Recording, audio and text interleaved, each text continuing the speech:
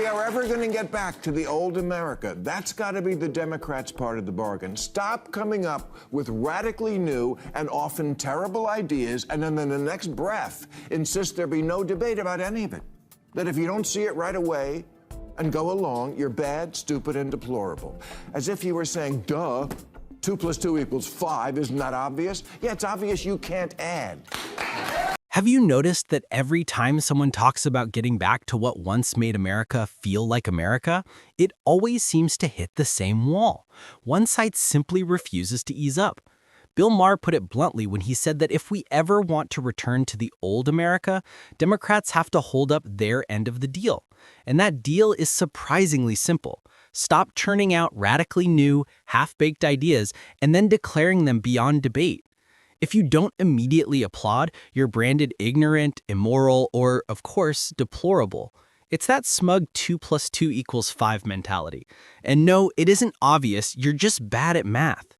Before we go any further, hit the like button, subscribe if you haven't, and tell me in the comments, has the far left completely derailed itself? Or is this just another media overreaction?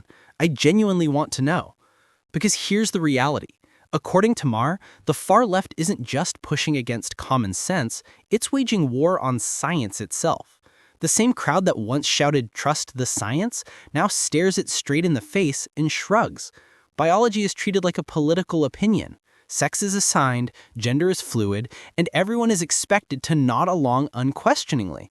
We're told kids aren't being fast-tracked into life-altering decisions, that borders aren't wide open, and that homelessness isn't being romanticized. But if you look closely, you start wondering whether we're even living in the same reality. Construct and sex is assigned at birth, and they say, we're not doing that. Transing kids by self-diagnosis with no age limit, no parental notification, and no acknowledgement of social contagion, not doing it. Asylum now covers any reason for anyone to come to America, not doing it.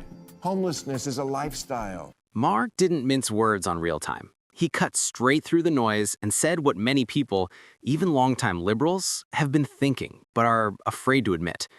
The far left has lost the plot. Conservatives have been calling liberals crazy for years, and Maher openly acknowledged that they're not entirely wrong. To be clear, he doesn't think most liberals are unhinged. The real problem, he says, is fear. Moderates on the left are too scared to confront their own extremists. They're so worried about being labeled insensitive or problematic that they let the loudest voices steer the whole movement straight off a cliff. You can feel this tension everywhere, especially in debates over science, gender, and basic truth. Maher even shared a story about trying to get Neil deGrasse Tyson, one of the most respected scientists alive, to admit something obvious. Separating sports by sex makes sense. Tyson wouldn't say it. A man who explains the cosmos suddenly can't explain why a 6'3" male swimmer competing against women might be an issue. That's how far things have drifted. The liberals are insane, and they're not completely wrong. Now, I don't think most liberals are insane, but neither do they make it clear they disapprove of the ones who are, and their cowardice in not marginalizing their own crazies has been their downfall. I couldn't get Neil deGrasse Tyson, a genius scientist and preeminent scientific voice in the media, to agree that it was ridiculous for Scientific American and The Atlantic to be claiming that separating sports by sex doesn't make sense. Yes, it does. Actually, it makes perfect sense. Obvious that it does. And there's a lot of stuff like that on the left. And when conservatives see it, they say, I'm sorry, we're just not going to. And that's the core of the problem. The far left keeps inventing theories that collapse the moment reality checks in. Separate sports by sex? Apparently that's bigotry now. Never mind decades of data on physiology, muscle mass, and performance differences. You don't need a PhD to understand this. Just walk into a gym and observe.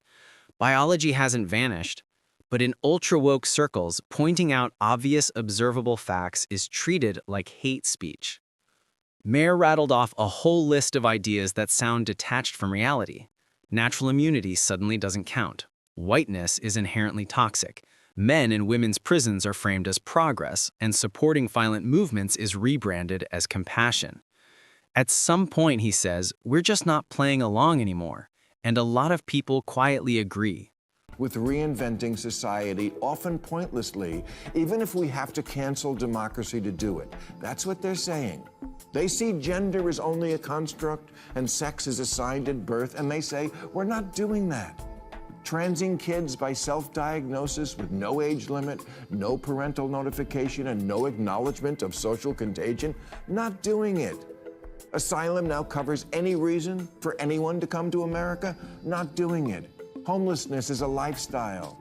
Natural immunity doesn't count anymore. Whiteness is toxic. Penises in women's prisons. Welcoming the Intifada. These new truths are so disconnected from reality that satire barely has a job anymore. It's like walking through a mirror world where everything is upside down. You look around and wonder if this is a serious political platform or a sketch comedy bit. And yet we're told to take it seriously, to vote for it, and to build policy around it. Imagine leaders signing off on every viral woke idea online. Biology as oppression, immunity as misinformation, gender as endlessly malleable. It sounds like dystopian fiction, except it isn't fiction. Sometimes all you can do is laugh to stay sane. When you're told men can get pregnant, math is racist, and health has nothing to do with weight, you start questioning whether reality itself has been replaced with vibes. If we are ever going to get back to the old America, that's got to be the Democrats' part of the bargain. Stop coming up with radically new and often terrible ideas, and then in the next breath, insist there be no debate about any of it. That if you don't see it right away and go along, you're bad, stupid, and deplorable. As if you were saying, duh, 2 + 2 = 5, isn't that obvious? Yeah, it's obvious you can't add. That's why Maher still resonates. He's one of the few voices on the left willing to say what he sees, plainly and without a PR filter. Cancel culture is just background noise to him now, like an alarm that's been ringing so long you tune it out. He's exhausted by the steady stream of bad ideas, anti-science, anti-logic, and anti-reality. People are tired of pretending these things make sense just to avoid offending someone. You can't run a society on feelings alone. If you could, Mondays would already be illegal. Maher skewered the absurdities with humor. Math as racism, queers for Palestine, looting as activism, healthy at any size, and the fantasy that men's and women's pro teams would tie if they played. You can say it, but saying it doesn't make it true. The audience laughed because people are hungry for honesty again. He compared it to magical thinking. Declare something loudly enough and expect the universe to comply. No data, no proof, just confidence. It's like yelling at your Wi-Fi and expecting better signal. Just say shit. Math is racist. Queers for Palestine. Looting is cool. Healthy at any weight. If the men's football team played the women's team, it would be a tie. You can't just say shit.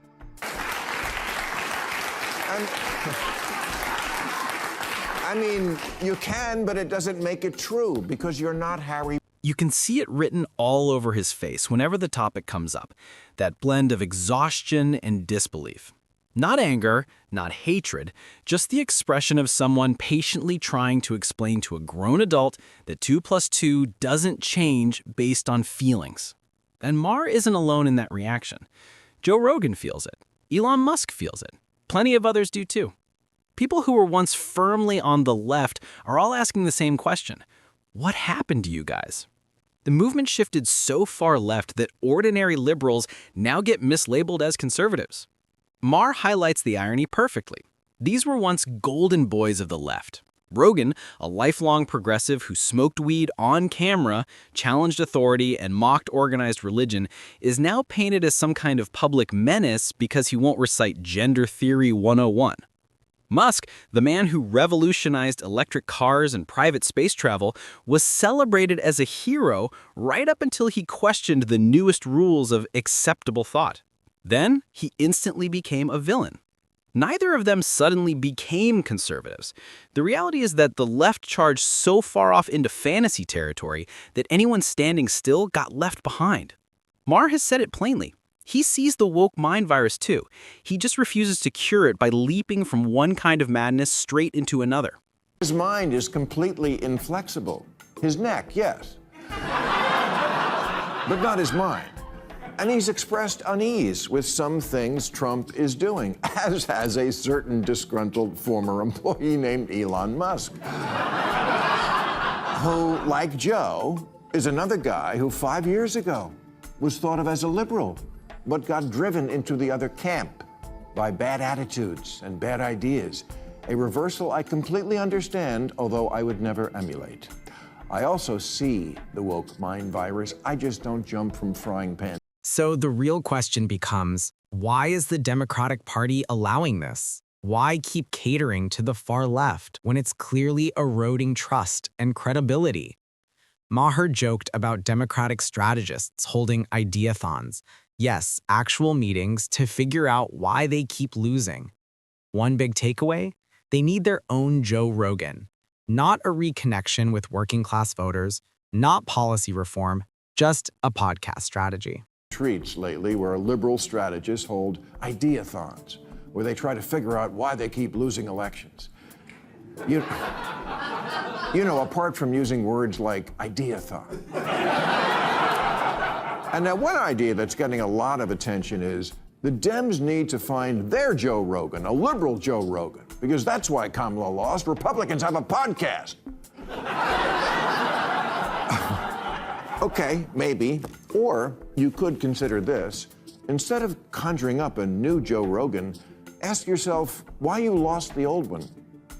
Because he used to be on your side. He smokes pot on the air. I don't think he's that much of a far-right ideologue. You couldn't make it up if you tried. Instead of asking why they lost Rogan in the first place, they're trying to manufacture a replacement. But Rogan used to be on their side until he was pushed out. Same with Elon Musk. These people weren't enemies, they were allies until the movement became unrecognizable. Musk famously tweeted a chart showing how the left shifted so far left that centrists now look conservative by comparison. Maher said he feels that too, like being iced out by the cool kids of Wokeville.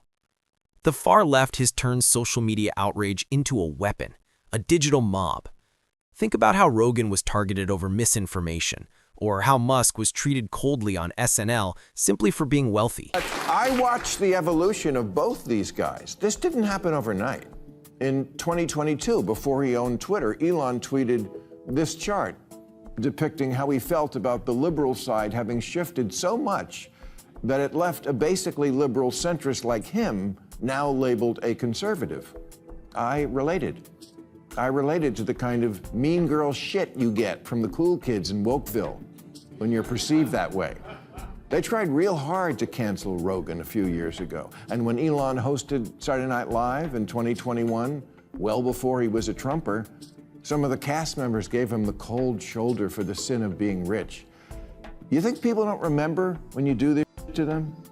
People remember those moments. They're warnings about how brittle and tribal the movement has become. That's why the left is bleeding moderates. It's pushing away the very people who once defined it. Comedians, scientists, independent thinkers, creators. Everything now requires passing a purity test, and if you don't recite the latest approved language, you're out. Meanwhile, everyday voters are watching gas prices, rent, and groceries climb, wondering why leaders seem more focused on pronouns than problems. Most people want work, security, and stability. They want leaders who seem grounded in the same reality they are. Instead, Democrats are stuck trying to appease Twitter activists while convincing the rest of the country they're reasonable. It's painful to watch. Maher summed it up perfectly. Democrats might keep winning elections, but they'll never truly govern if voters think they're unhinged. And right now, many do. Smug self-righteousness in the defense of some of the dumbest ideas to ever come down the pike is not a formula that's really working for you. Because here's one thing I can promise every liberal in this country.